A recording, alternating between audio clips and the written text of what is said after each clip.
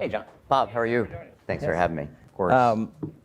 The role of the moderator is not get in the way, so I want to tee up. You've got a phenomenal personal story that was made into a movie, and you have a book. Fire away. What is your story?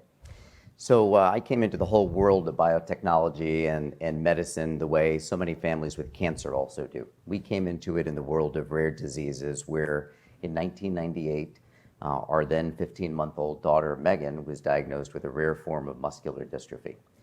And, you know, just like in cancer, you go through the shock, the grief, the denial, the anger, all of that.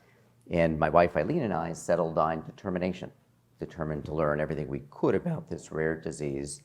And it's tough, right? When a doctor says you've got a 15-month-old who's going to be very sick very soon, and I'm sorry, there's nothing we can do. And we also had our 7-day-old son, Patrick, with us at that appointment for the diagnosis. And he said he needs to be tested. There's a 1 in 4 chance he may also have the disease. So no history in our family as a recessive disorder. And that set us into the whole world of medicine. Turns out Patrick also did have Pompe disease. And going from researching in the libraries to trying to find any doctor who knew anything about the disease, to finding a researcher who had an idea for a treatment, who had $30,000 in seed capital and wanted to start a biotech company. So the best he could do for a CEO at the time was me at 32 years old. So we took a home equity loan, started a small biotechnology company, and through the hard work of so many people and the miracle of medicine and grace, we were able to come up with a therapy that saved our children's lives. And they got the therapy late, so they were in wheelchairs, on ventilators. The disease never affects the mind. But fast forward now many years later, Megan is 27 years old, Patrick is 26 years old. Megan ended up graduating from Notre Dame almost 5 years ago and earned her master's in social work at the University of North Carolina and is a social worker at the Make-A-Wish Foundation. Wow. So that's, in about 2 minutes, that's about our family journey. The movie's about an hour and 45 minutes. And I haven't seen it, but I'm going to see it now. Harrison Ford is in it, right? Yes, Brendan Fraser played me. Yes, which my daughter likes to say is one of the great exaggerations in the history of Hollywood, how they got an actor who's 6'5" to play me. And Harrison was wonderful, was the executive producer, and Kerry Russell played my wife. Oh, very nice, very nice. Just going to that, what did you learn from that? I imagine it was incredibly frustrating. You said you had to be determined, but there had to be times where you're going through this emotional roller coaster, and you're trying to find answers. And I imagine that was very difficult. I think probably 2 lessons, Bob. I think one for us is you can't ever take away hope from people, even in the most desperate of situations. And for us, even literally that first night, I went online with a doctor who was a very good and caring neurologist, told us there was nothing that could be done. I found a paper, before Google even existed, I found an academic research paper showing some researchers at Duke University and then at Rotterdam in the Netherlands working on this disease where they had some promise in early animal models. And I remember waking Eileen up in the middle of the night and kind of rattling off this paper, and she looked at me and she said, asked, what does it mean? And I said, I think it just means that there's hope. And that gave us that small little measure of hope to press forward. I never, frankly, for a long time, I never believed we could change the outcome. I just didn't want to look back years later and have any regrets that we didn't try. And I think the other lesson, importantly, and it's so important in the world of oncology, of course, is to be your advocate, the advocate for yourself, your loved one, your friend, your child, to listen, to learn, to conferences like this that educate, that bring awareness, especially in an area like oncology, where we really are truly at the tip of the spear. And on this golden age of medicine, what I see in my world of biotechnology is this new coming age of biotechnology.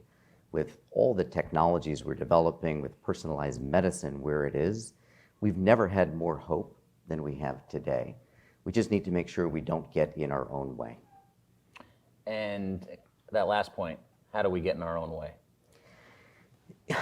Somebody once told me there's nothing in the laws of nature that says that we can't cure every cancer, only in the laws of man.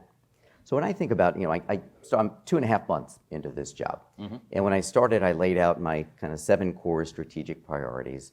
And the first was to advance biotechnology as a virtuous circle of innovation. And by that, I mean put the patient, the family member, at the center of everything. But look at what it takes to make newer and better medicines.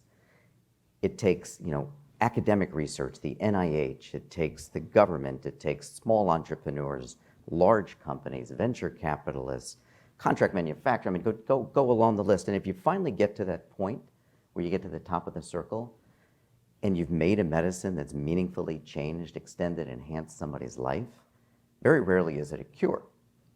But you've created quality of life and time. Important to that person, and certainly in cancer, but also important to we as innovators and inventors to have time to think about what's next. And that's what we're seeing in oncology. We're just trying to keep ahead. And that's where the sense of urgency is so important. So while innovation, which really just means newer and better medicines and vaccines and therapeutics and quality of care, what it also means is, for me, one of my other priorities is access. Innovation without universal access is insufficient. So let's identify and break down barriers to access. So how do we get in our own way? We heard about the Orphan Cures Act. There are many good pieces of the IRA. That, though, was a mistake put in at the last moment. I've yet to have anybody explain to me the way it's drafted, why it's in there. So we need to fix it. And thankfully, and you heard from Congressman this morning, there's a bipartisan bill to fix that. So that's one. Let's fix that so that we make sure we don't prejudice research, we don't prejudice capital flowing into the rarest of cancers, and we don't put up any artificial barriers to let science tell us where to go. So the Orphan Cures Act is one part of it too. There's also, I don't know if this was a mistake as much as it was an unintended consequence or a misinformed part of the IRA, and that's this artificial distinction between 9 versus 13 years. So if you have a large molecule, a biologic, you get 13 years of protection before you're subject to the IRA pricing mechanisms. If it's a small molecule, you get 9 years of protection. So markets are very rational, and people building these programs are very rational, and you've created this artificial bias in favor of large molecules. What that does is penalize the development of small molecules. It's a disincentive. And that's a shame in cancer especially, where we need these small molecules. We need them, when we talk about brain cancer, oftentimes it's the small molecules that can cross the blood-brain barrier. They are also the medicines most likely to become generic and in the end push down the costs of medicines in the healthcare system. So there's the EPIC Act, bipartisan, House and Senate, to address that as well. And I'm hopeful we can have hearings and discussions on that. Let science drive the research, not artificial barriers. And then the last point I'll make is when we talk about access, so many different pieces to it.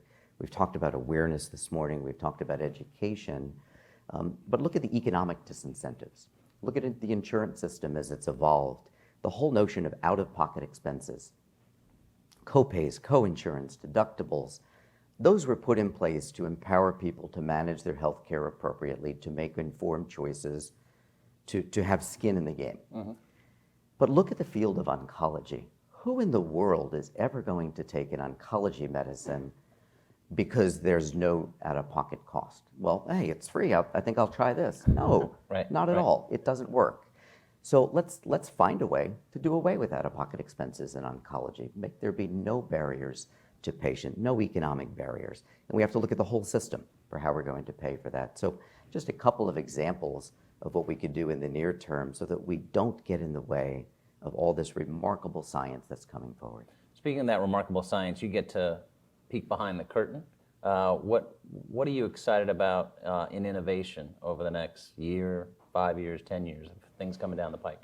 Yeah, it really is. When you look at it, again, you get back to that virtuous circle, all the different parts of it, with medicines, of course, playing such an important role, but diagnostics playing the role as well, new surgical techniques and technologies, all with that notion of, okay, we've just given somebody a cancer diagnosis, and the days of, I'm sorry, there's nothing we can do, that's just simply not acceptable.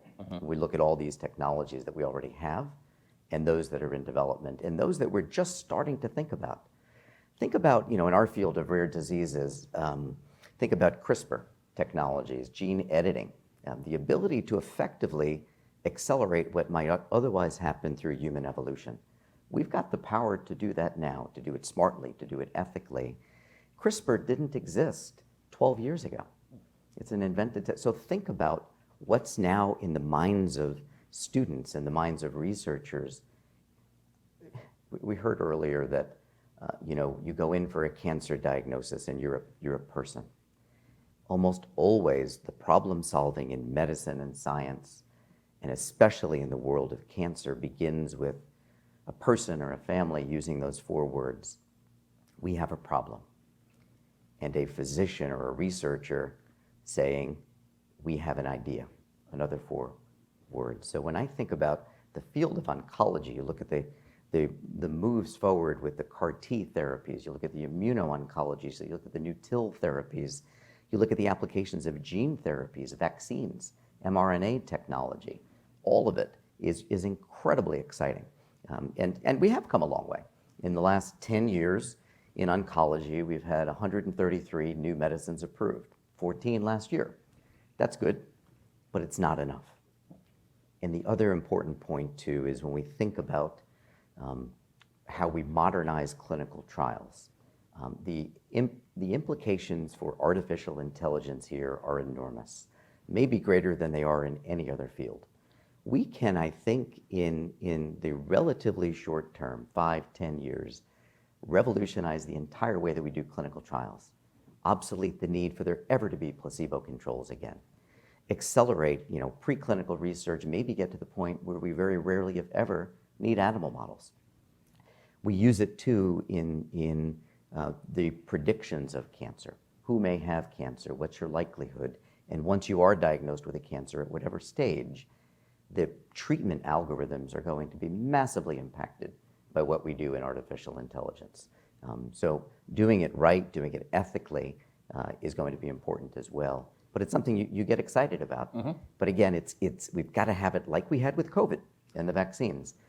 We knew we'd get there, but we knew we needed it now. So think about the lessons of COVID. It was, we need safe and effective vaccines. We need to get them to everybody, universal access, mm-hmm. and we need it now. So think differently, think bold. Last question is, and that is a lot to think about and a lot of hope that you have, but what are you most concerned about? It could be a Washington thing, could it be about just the future of healthcare and combating rare diseases and cancers, the polarization, because we've got an aging population, we've got physician shortage already that's only going to get worse. What keeps you up? There are so many challenges when you get back to the barriers to access, right? So many reasons why we can't do it, why it's so hard. But if you humanize this, mm-hmm. and that's part of, so one of my other 7 objectives now as the Bio-CEO is to evolve our communications to center around storytelling. I had the privilege and the honor for several years of serving as the national chairman of the Make-A-Wish Foundation. Our kids were Wish kids when they were young. Make-A-Wish actually started with a young boy named Chris with cancer. Chris Gracious in 1980, acute lymphoblastic leukemia. Back in 1980 was a death sentence for so many children. There was no hope. And he was struggling, and his mom, his doctors knew that he wasn't going to survive. Mm-hmm. And he told one of his nurses, he said, when I grow up, I want to be a police officer. And they talked to some friends and cops, and they said, well, we can take him out of the hospital for the day if the docs will allow that. Right. And so they did. He had a day where he was strong enough, and he went out. And it was great what the community did for him. He got to ride in the police cars and the helicopters. He got sworn in as an Arizona state trooper. Came home that night, hung up his little uniform they made, and told his mom it was the best day of his life. Mm. And Chris died 2 days later. And that's the state of medicine at the time. And that's how the Make-A-Wish Foundation came to be. But fast forward today, the Make-A-Wish Foundation, the majority of kids are not cancer kids because of the miracles of medicine. Most of them are not. They are not. They're kids with rare disease, other disorders, so many cancer kids still. But look at where we are with childhood leukemias. You're now to 90+% survival rate for many of the childhood leukemias. Wow. Still not enough. We have to go to 100%. But we've come a long way in those years So those are the barriers where you think about, okay, where are we today and what hope can we provide? And that's what gets me excited about our role at Bio and my role for kind of being an evangelist for what science and medicine and hope ultimately can do. But let's make sure it's for everybody, and let's make sure we do it as soon as absolutely possible. This has to be our most important priority. Well, you definitely humanized it with your stories today. John, thank you so much. Thank you. Well done. Thank you. Thank you, everyone, and that brings us to the end of our program today. Thank you to all our wonderful speakers this morning, and on behalf of The Hill and our sponsors, AstraZeneca, we'd like to thank everyone who joined us here in person and online. If you missed any portion of this discussion, you can find it online at thehill.com. The full event video is available there. And thank you very much, and have a great day.